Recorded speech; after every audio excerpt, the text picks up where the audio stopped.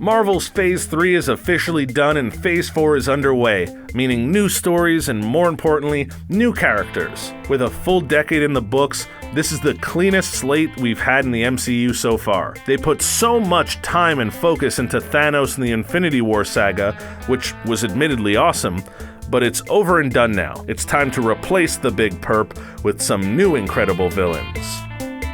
Behind the screen... Phase 3 also saw farewells to Captain America, Iron Man, Black Widow, plus a slew of other characters who are jumping ship over to Disney+, the company's new video-on-demand streaming platform. That opens up quite a bit of space for some new characters to fill out the roster. So what lays ahead? Well, it's a universally agreed-upon rumor that Marvel's next phase will focus on the Secret Invasion storyline. It won't be the only story they tell, but it'll be the overarching one that sprawls out over multiple movies. That's sort of Marvel's MO. Tell one larger story over the span of many years, while also simultaneously consistently releasing standalone stories for their individual heroes. For those unfamiliar, the Secret Invasion centers around an alien Skrull invasion of Earth. This isn't like the Battle of New York, though, where aliens barge in from the sky. No. This is the opposite. The Secret Invasion takes place over decades, where Skrull come to Earth and take over the bodies and personalities of some of the most important characters. For all we know, many of our favorite heroes could have already been Skrulls in disguise in Phase 3 and prior. Moving forward, Marvel is likely to split things up into Earthbound content and Spacebound content. The Earth heroes like Spider-Man and Black Panther will fight more realistic threats, while galactic heroes like Captain Marvel and the Guardians of the Galaxy will face more paranormal space creatures. This makes a lot of sense because it's tough to follow up on the sheer magnitude of Infinity War and Endgame. Those climactic movies tied together so many things and brought the MCU to such an absurd place that it's only right they restore a bit of order and, for lack of a better term, balance. Thanos would be proud. So let's start with some villains. Who can we expect to see on the big screen in the near future? The most obvious one is Norman Osborn, who will likely act as the main Earthbound villain throughout the entire MCU. You might know him as the Green Goblin, one of Spider-Man's biggest adversaries, but he's way more than just that. He's an uber-wealthy businessman obsessed with weaponized technology. Picture like a really nefarious Tony Stark. In fact, rumor is that Osborn and his company Oscorp was the purchaser of Stark Tower. In the comics, Osborn plays a massively integral role in the Secret Invasion arc. At first, he plays a good guy, helping Earth fight against their evil invaders. He works his way all the way up the ranks until he's in a position of power, leading S.H.I.E.L.D., which he turns into Hammer. In the MCU, we already know that Nick Fury is off-planet, gallivanting around space somewhere and leaving Skrull imposters in charge, so there's nobody currently watching over things. It's later revealed that Osborn's been helping the Skrull all along, and he eventually becomes the leader of the Dark Avengers. While Norman Osborn is likely to be the main bad guy of the earthly MCU stuff, the main galactic threat is rumored to be Michael Korvac. Every time I hear that name, it sounds like someone I went to summer camp with, but no, he's actually one of the most powerful threats in the universe. He's a half-man, half-supercomputer who's rumored to make an appearance in the next Captain Marvel film and then stick around for multiple appearances afterwards. According to some leaks, Carol Danvers catches wind of some sort of super weapon and heads out to track it down. To her surprise, she ends up finding Michael Korvac. The two bond at first over the fact that they've both been treated like experiments by the Kree, and they're both outcasts who get treated differently. She eventually comes to realize just how villainous he is, though, and they end up fighting, presumably multiple times. Korvac isn't the only galactic threat about to be introduced. Marvel hasn't been shy about teasing the debut of Adam Warlock. We already saw somewhat of an introduction in the previous Guardians of the Galaxy film, but we never actually caught a glimpse of the beautiful creation. All we know is that he exists, and that spells bad news for the Guardians. He's a staple of the comic book source material, with appearances spanning over 4 decades. We know that he'll be introduced as an antagonist, but he'll more than likely turn into a protagonist somewhere along the way. There's also a good chance that the Guardians of the Galaxy Volume 3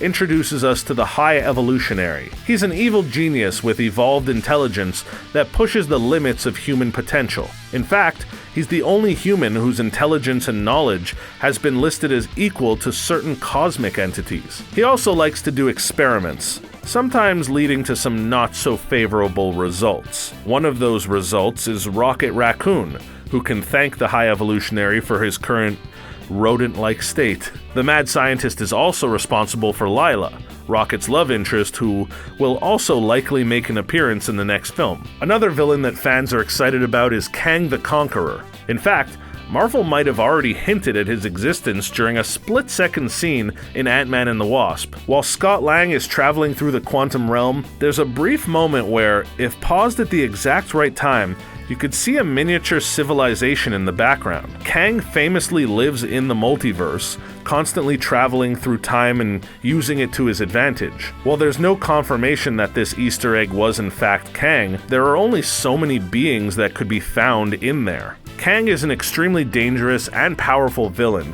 who has mastered time travel and figured out how to weaponize it.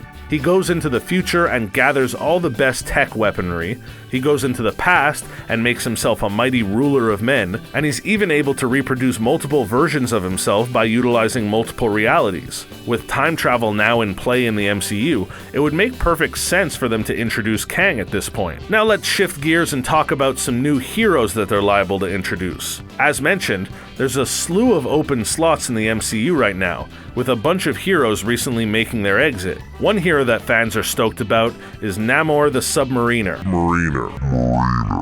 If you aren't familiar, he's kind of Marvel's version of Aquaman, only he actually came first and is way cooler. Marvel may have already hinted at Namor's presence too. In Endgame, when an assortment of heroes are checking in with Black Widow near the beginning, they mention a large earthquake that happened on the floor of the ocean. It's quickly dismissed as they had bigger things to worry about, but why would they mention such a large, rare, and specific occurrence? In the minds of many, that could only mean one thing. There's also 2 confirmed standalone Marvel movies on the horizon.